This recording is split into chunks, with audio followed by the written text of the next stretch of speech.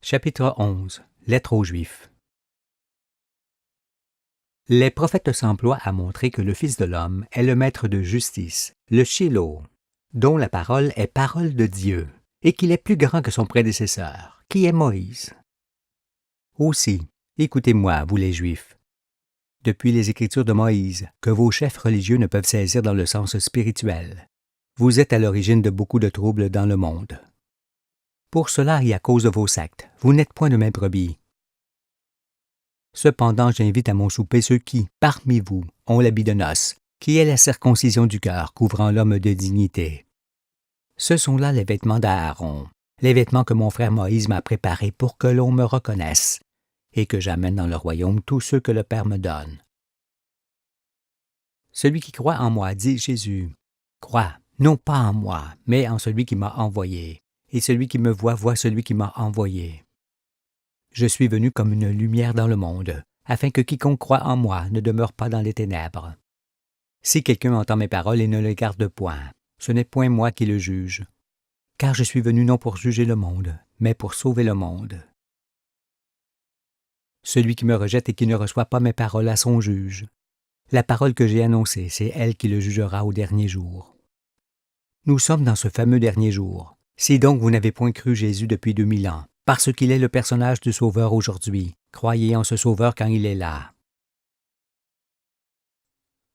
Celui qui m'a envoyé me demande de vous montrer ce qui vous a toujours échappé, afin que je sauve le peu d'élus qui se trouvent au milieu de vous, et aussi pour que le monde entier entende. Voici donc le sens de la prophétie. Dieu créa d'abord les astres de la famille solaire, puis le monde. Dès le matin, il envoya son premier témoin Moïse pour faire connaître sa loi et que les peuples vivent par elle. Mais les hommes, trop jeunes encore sur terre pour comprendre, rejetèrent Dieu et sa loi. Alors le monde alla seul et se perdit. Et ce soir, où il est arrivé à son terme, Dieu appelle son Fils qui se présente à ses disciples, aux circoncis de cœur, pour les conduire dans toute la vérité et les sauver des ténèbres et de la mort. Contrairement à ce que vous croyez fermement, sachez qu'Abraham, Isaac et Jacob ne sont point trois hommes, mais les figures de la Trinité. Car on vient du Père, représenté par Abraham. On passe par son Fils qui est sacrifié, représenté par Isaac. Et on reçoit le Saint-Esprit, représenté par Jacob et sa victoire sur les ténèbres, qui est le seul esprit par lequel l'homme puisse vivre sans se détruire. Ces simples paroles sont l'explication exacte de toute la prophétie. C'est pourquoi il va de soi que lorsque loin de Jacob, d'Israël arrive, il assemble les élus autour de son nom, chacun dans son pays, parce que le monde est fini ce jour-là. Les élus sont l'or d'Ophir avec lequel je bâtis le temple éternel. À cette occasion, entendez ce qu'est le temple, et qu'Ophir n'est nullement un pays où Salomon trouve l'or avec lequel il le bâtit. Non, comme l'or représente la pureté de la matière, l'or d'Ophir représente la pureté de l'esprit. Le Saint-Esprit est cette pureté et cet or d'Ophir avec lequel je bâtis le temple, parce qu'il n'existe aucun autre or avec lequel il puisse être bâti. Ne pensez pas alors que la circoncision qui vous concerne, vous les Juifs, puisse vous élire pour le royaume qui arrive, parce qu'elle avait seulement pour objet de vous rappeler 5 fois par jour la loi de Moïse que l'on doit pratiquer pour devenir saint, c'est-à-dire ce que vous entendez par Juif véritable. En ayant pour but de faire devenir saint d'esprit, elle ne vous fait pas enfant d'Abraham pour autant. Car le véritable Juif est celui qui, circoncis de cœur, est semblable aux agneaux. Il n'y a point d'autre noblesse que la noblesse du cœur de l'agneau, et il n'y a point d'autre sorte de Juif, ni d'autre salut venant des Juifs. Vous auriez dû lire et retenir cette parole de Paul qui l'explique clairement.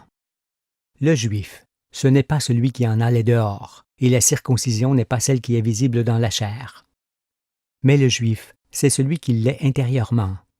Et la circoncision, c'est celle du cœur, selon l'esprit et non selon la lettre. La louange de ce Juif ne vient pas des hommes, mais de Dieu. Voilà les véritables enfants d'Abraham, ceux qui sont appelés les Hébreux. Mais en vérité, que l'on soit juif, païen ou autre, cela importe peu à mes yeux, car tous ces termes prennent fin en ma présence. Ce qui importe au soir du monde, c'est seulement que l'on comprenne la vérité, parce qu'il fera revenir chacun de ses croyances qui n'ont rien à voir avec la prophétie et son accomplissement qui se fait avec moi, On peut être païen par ignorance et ne point le rester, mal circoncis et se parfaire avec la connaissance. L'essentiel étant de s'éduquer et de revenir à Dieu d'un cœur pur pour entrer dans son royaume et la vie éternelle. Je n'ai donc rien contre vous, les Juifs, car, comme beaucoup de peuples, vous fûtes endoctrinés dans le mauvais sens par vos propres sectes. Mais contrairement à ce que vous croyez, je m'offre en sacrifice à cause des véritables, qui souffrent et gémissent dans ce monde pris de folie. C'est pour eux que je me livre à la mort, parce qu'ils comprennent que le règne de l'homme s'achève pour laisser la place au règne de Dieu. Maintenant, peuple hébreu, tu sais pourquoi il est écrit en diverses langues sur la croix de Jésus, roi des Juifs. Plus vous lisez Moïse à la hâte, moins vous le comprenez, parce qu'on ne peut le saisir qu'en méditant sur l'esprit de ce qu'il a écrit. Ne l'ayant point fait, vous apprenez seulement aujourd'hui que vous ne pouvez être les descendants corporels d'Abraham, qui ne put avoir d'enfants de cette sorte. Pareillement, il vous apparaît aussi que ni vous ni vos voisins ne pouvaient être les descendants de Sem, l'un des fils de Noé, parce que seul le monde d'aujourd'hui est le monde de Noé. Et comme ce fut dit, son arche, faite de 3 parties, n'est point un navire mais ce livre, le livre de vie de l'agneau, fait de 3 parties. C'est cela l'arche qui sauve, en venant chercher dans le monde ceux que Dieu veut épargner dans sa fureur. Est-ce difficile de voir qu'après le désastre, Dieu promet formellement à Noé qu'il ne frappera plus jamais le monde? Si donc l'Écriture annonce toujours cette fin du monde corrompu, c'est parce que le monde d'aujourd'hui, dans lequel l'homme a à peine 10 000 ans d'existence, est le monde de Noé. C'est pourquoi Jésus prévint le monde, en disant que ce qui se produit au jour de Noé se produira pareillement au jour du Fils de l'homme. Cela, parce que le monde qui est fort jeune sur notre jeune terre ne peut être détruit 2 fois, mais une seule fois. Car après le passage d'Emmanuel, les hommes, connaissant toute la vérité, ne peuvent plus bâtir un monde pouvant à nouveau être détruit. Mais en ne comprenant pas ce qui est écrit sur Noé et ses fils, vous serez forcément contre ceux qui prennent part à la résurrection que j'opère sur eux. Et vous serez pareillement contre les enfants de Sion, si vous ne savez pas davantage entendre ce que j'ai dit sur cette montagne et ce qu'elle enfante derrière moi. Cette montagne est aussi appelée la montagne des Oliviers, parce que les 2 oliviers qui donnent leurs fruits sont Moïse et Emmanuel. Veillez donc à vos pensées, et, pour votre salut, sachez m'écouter. Il est incontestable que Moïse était un Hébreu, que Dieu se choisit du milieu de votre peuple pour qu'il écrive sa volonté, la loi et la prophétie. Pour cela, Moïse prit en référence tous les pays qu'il avait sous la main, avec les villes, les villages et ceux qui y habitent. C'est pourquoi ce qu'il a écrit est à entendre selon l'esprit et non selon la lettre. Il apparaît donc aujourd'hui, au soir du monde, que vous êtes les imitations des véritables, tant par votre circoncision que par vos croyances erronées qui vous rendent arrogants envers le reste du monde. Car en proclamant partout et de tout temps que vous êtes le peuple élu, celui de la promesse faite à Abraham, Isaac et Jacob, vous dites forcément aux autres peuples qu'ils sont résiduels sur cette terre.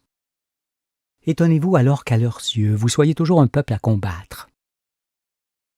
Vous offensez Dieu qui créa toute l'humanité et vous m'offensez, car ce sont tous les circoncis de cœur du monde entier qui sont ses enfants bien-aimés, auxquels il promit la terre entière.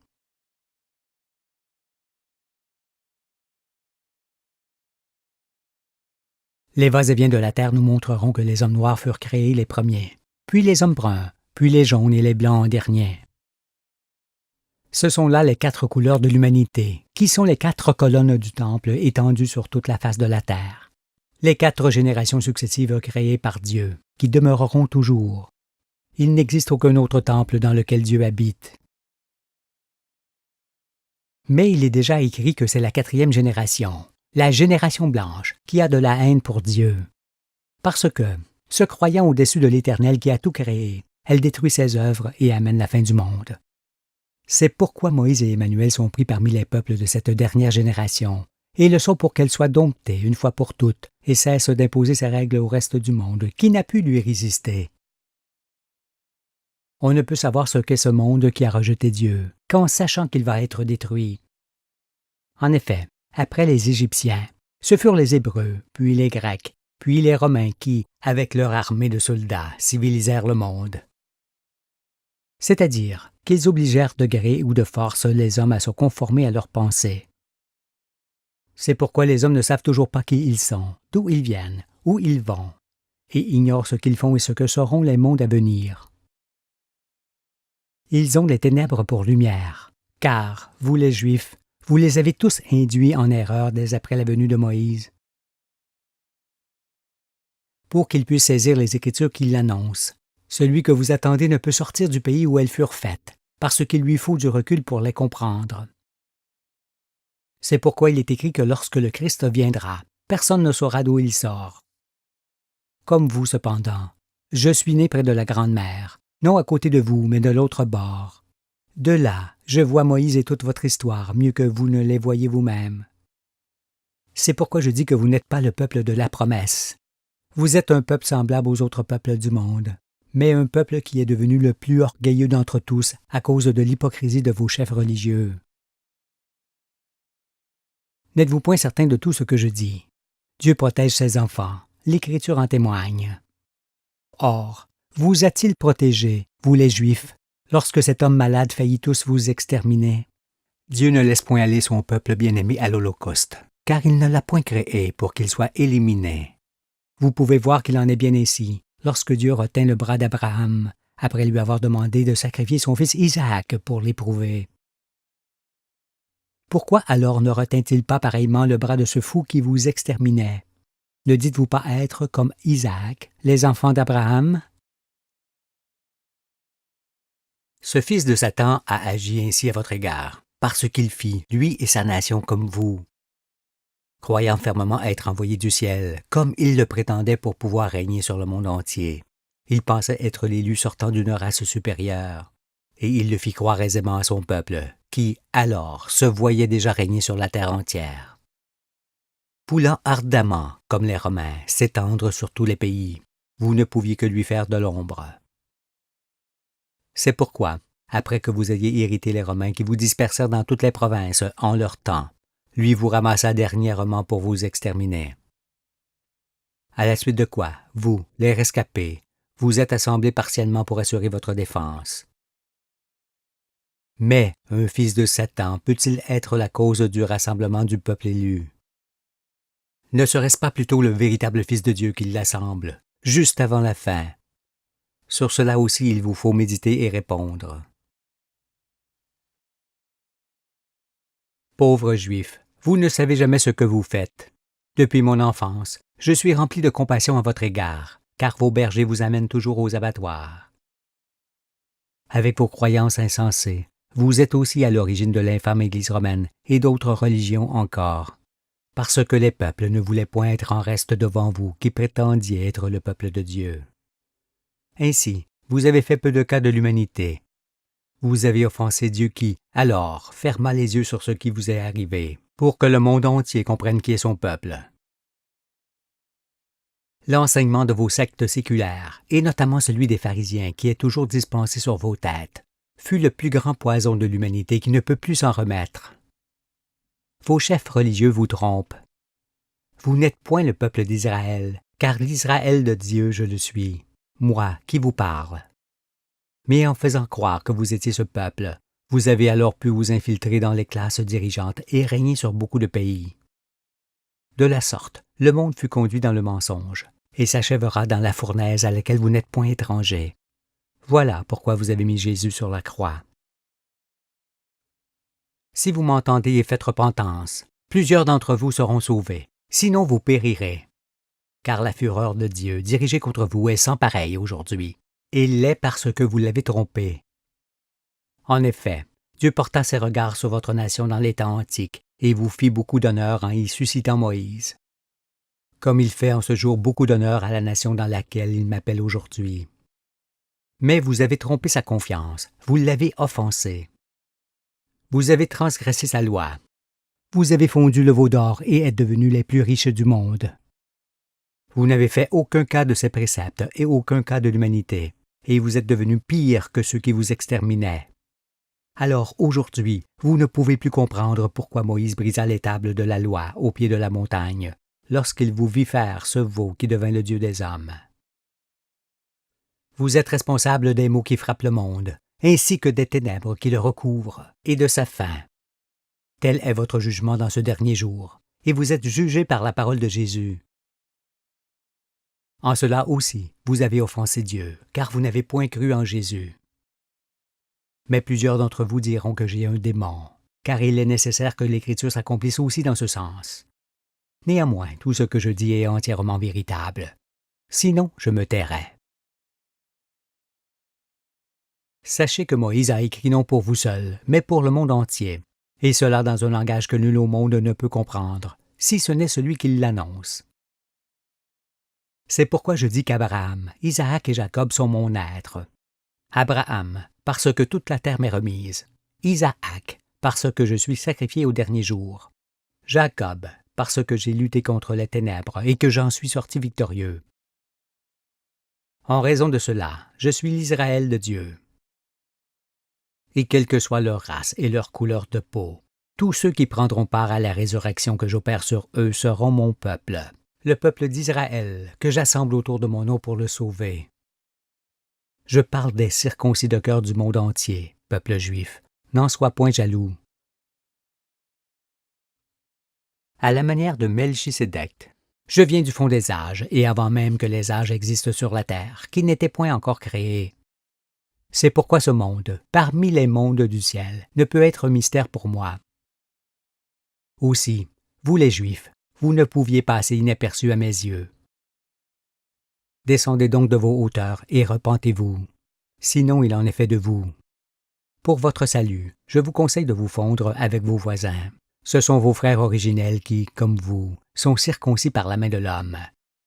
Dites-leur pour moi et pour eux qu'aujourd'hui, au soir du monde, il n'y a plus de Juifs, ni d'autres religions qui ne sont que perversion de l'esprit et vieillerie de ce monde, qui prennent fin en présence du Shiloh. Quittez donc vos chefs religieux, ces épouvantails à oiseaux. Ils vous conduisent encore au désastre. Suivez-moi plutôt dans le royaume, si tant est qu'il vous inspire. Car là, il n'y aura plus de sectes et leurs traditions, plus de veaux d'or, plus d'autorité ni de puissance de domination sur les hommes. Dieu seul régnera sur toutes les familles des tribus réunies autour de sa loi.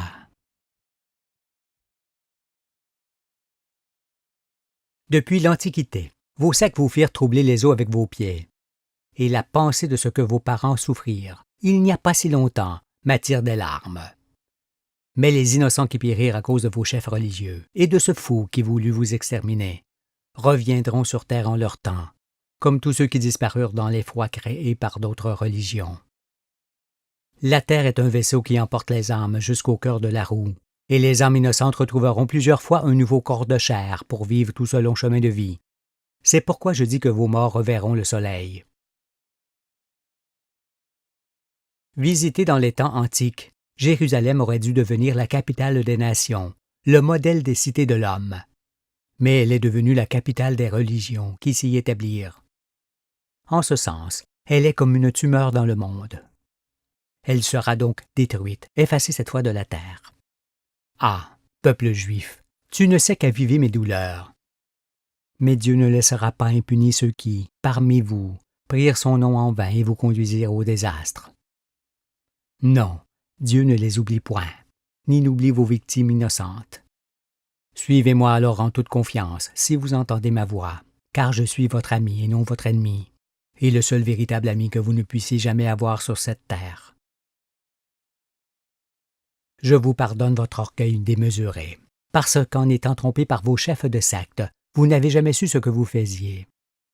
Je vous pardonne de bon cœur, et d'autant plus volontiers qu'il fallait que ce monde croie ce qu'il ne doit plus croire, et pratique ce qui ne doit plus être pratiqué, sans quoi l'aurore n'aurait jamais pu se lever. Dieu m'exauce toujours, peuple juif. C'est pourquoi vous êtes pardonnés de l'animosité que vous avez témoignée envers son Fils, et du peu d'égard que vous avez eu envers les autres peuples du monde. Humiliez-vous, et vous garderez la vie.